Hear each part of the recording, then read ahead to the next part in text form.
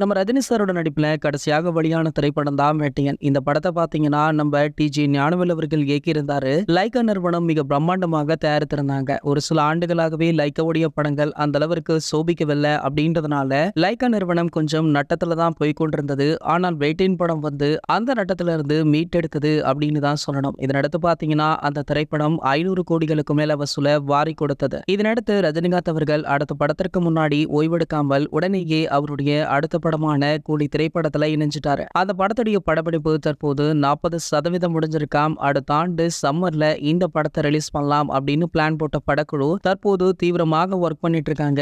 இந்த படத்துல பாத்தீங்கன்னா நம்ம ரஜினி சாருடன் பல முக்கிய பிரபலங்களுமே இணைந்து நடிக்கிறாங்க. இந்த நிலையில ரஜினி சாருடைய அடுத்தடுத்த படங்கள் பற்றிய அறிவிப்புகளுமே தற்போது வெளியாகி இருக்கு. அதன்படி பாத்தீங்கன்னா ரஜினி சாருடைய கெரியர்லேயே மிகப்பெரிய பிளாக் பஸ்டர் ஹிட் படம்னா அது சந்திரமுகி தான். இந்த படத்துடைய 2ஆம் பாகத்தை எடுக்கிறோம் அப்படின்னு சொல்லி நம்ம வாசு அவர்கள் இந்த படத்துல லாரன்ஸ் அவர்களை கமிட் பண்ணாரு. சோ லாரன்ஸ் அவர்களை வைத்து 2ஆம் பாகம் எடுத்தாங்க. ஆனா எதிர்பார்த்த அளவிற்கு அந்த படம் வெற்றியை கொடுக்கல. சோ இந்த படத்தையுமே லைக்கா நிறுவனம் தான் தயாரித்திருந்தாங்க. சோ இதனடுத்து பாத்தீங்கன்னா சந்திரமுகி படத்துடைய 3ஆம் பாகம் எடுக்க போவதாக ஒரு பேச்சு போயிட்டு இருக்கு. ஆனா 3ஆம் பாகத்துல லாரன்ஸ் நடிக்க போவதில்லையாம். நம்ம ரஜினி அவர்களிடம் பேச்சுவார்த்தை தற்போது நடந்துட்டு இருக்காம். அப்படி ரஜினி அவர்கள் சம்மதித்தால் இவருடைய 172வது திரைப்படமாக இந்த திரைப்படம் உருவாகும் அப்படின்னு சொல்லப்படுது. இது போன்ற ரஜினி சார் பத்தி வெளியாகிற அனைத்து செய்திகளுமே நீங்கள் உடனே தெரிஞ்சுக்க நம்மளுடைய சினிமா கொட்டா அப்படின்ற நம்ம சேனலை சப்ஸ்கிரைப் பண்ணிக்கோங்க.